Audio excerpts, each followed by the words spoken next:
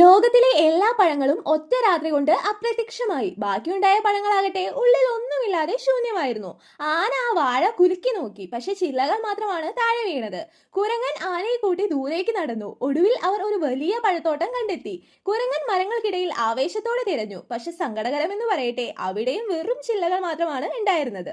പെട്ടെന്ന് ആന നിലത്ത് കിടന്ന ഒരു പഴത്തൊലി കണ്ടു. പഴങ്ങൾ എവിടെയാണെന്ന് കണ്ടെത്താൻ ആ തൊലി ഒരു അടയാളമായി ഉപയോഗിക്കാൻ അവർ തീരുമാനിച്ചു. ആന ആ തൊലിയുടെ മണം പിടിക്കുകയും ആത്മവിശ്വാസത്തോടെ ഒരു ദിശയിലേക്ക് നടക്കുകയും ചെയ്തു. അധികം വൈകാതെ അവർ മറ്റൊരു പഴുത്തൊലി കൂടി കണ്ടെത്തി. അതിനടുത്ത് ചുവപ്പും വെള്ളയും നിറമുള്ള ഒരു തൂവലുണ്ടായിരുന്നു. തൊട്ടു പിന്നാലെ അവർ ഒരു ചെറിയ പക്ഷിയെ കണ്ടെത്തി.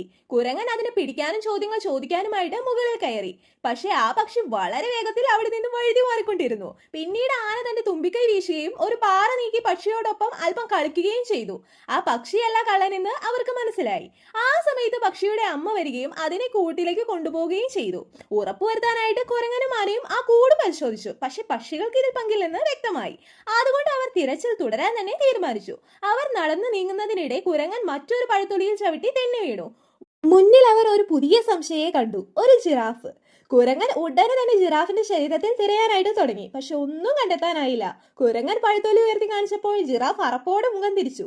ആന മെല്ലെ ചോദിച്ചു, നീയാണോ എല്ലാ പഴങ്ങളും കഴിച്ചു തീർത്തത്?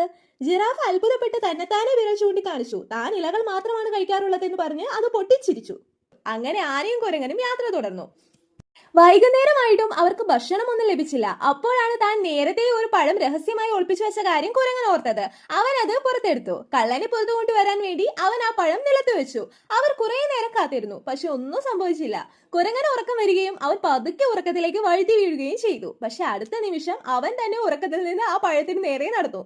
ഇത് കണ്ട് അത്ഭുതപ്പെട്ട ആന അവന്റെ പിന്നാലെ പോയി.